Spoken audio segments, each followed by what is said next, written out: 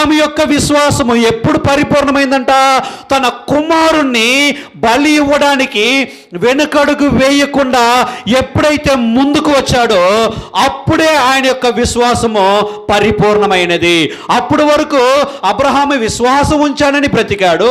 అప్పటి వరకు అబ్రహాము దేవుని యందు భయభక్తులు కలిగిన వాడని జనాలు అనుకున్నారు.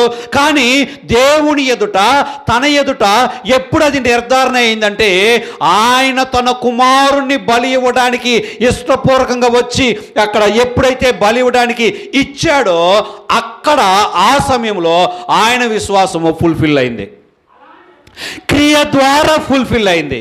అది ఒకవేళ ఇవ్వకుండుంటే ఆ విశ్వాసం ఏమయ్యేది? నిష్ఫలమయ్యేది. ఈరోజు మన జీవితంలో కూడా మన విశ్వాసం ఎప్పుడు పరిపూర్ణ అవుతుందంటే, దేవుని కొరకు అడగంగానే సందేహించకుండా ఇచ్చినప్పుడు పరిపూర్ణం అవుద్ది. ఇవ్వకుండా వెనుక